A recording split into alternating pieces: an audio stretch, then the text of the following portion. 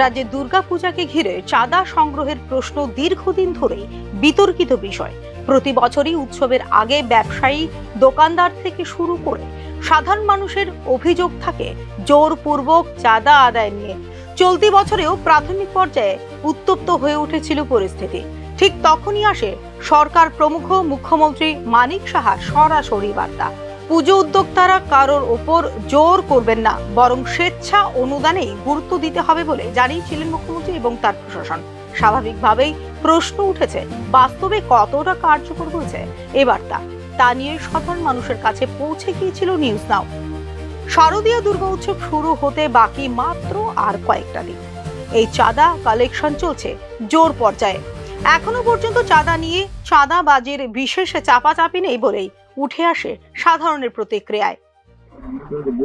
মুখ্যমন্ত্রী বিভিন্ন সময়ে চাঁদা নিয়ে সেটা তো বিভিন্ন বিবৃতি দিচ্ছে, তারপরে দেখা গেছে বিভিন্ন ক্লাব বা পূজা সংস্থারা চাঁদা নিয়ে সেটা জুলুম করতেছে। না, এই ব্যাপারে তো কোনো মন্তব্য নেই। তবে এরকম আমাদের মার্কেটে কোনো ক্লাব এরকম কোনো চাঁদা জুলুম নেই, যা দিচ্ছি তাই নিচ্ছি। কারণ কি বাড়িঘরও না এরকম কোনো ঝামেলা পাইনি, তবে আমরা যা দিচ্ছি তাই নিচ্ছি।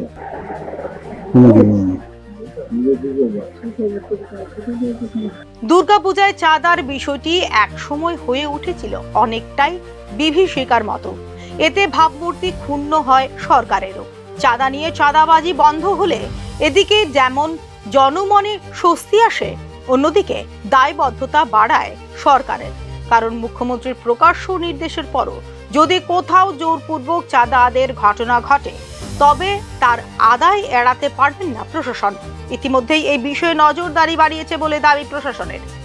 অভিযোগ পেলে দ্রুত ব্যবস্থা নেওয়ারও দেওয়া হয়েছে আশ্বাস। আশ্বাসের পরও বিক্ষিপ্ত ঘটনার সুযোগ থেকেই যায় অনেক সময়। এর থেকে যে বয়স মিডিয়াম হোক, ছোট ছেলেরা হোক, সবে বাইরে একসঙ্গে, তারা একসঙ্গে সবসময় চাঁদা তুলে। তারা কেউ ওর বাড়ি দিয়ে কোনোদিন জুলুম করছে না, বলে আমার এত টাকা দিতেই লাগবে, এত টাকা আমার লাগবো, আমরা এত টাকা দিবেন, তারা কইব চাঁদা দিব। মুখ্যমন্ত্রী এবং প্রশাসনের বার্তার পর স্বেচ্ছা অনুদানকেই প্রাধান্য দেওয়া হবে বলে জানিয়েছে পুজো উদ্যোক্তারা। তবে বাস্তবে এর সিদ্ধান্ত কতটা কার্যকর হবে তা নির্ভর করবে স্থানীয় পর্যায়ে কমিটির দৃষ্টিভঙ্গি ও রাজনৈতিক প্রভাবের উপর। অনেক পূজা উদ্যোক্তার ওপরই প্রত্যক্ষ বা পরোক্ষ প্রভাব থাকে রাজনৈতিক দলের, যা আজ ওপেন সিক্রেট।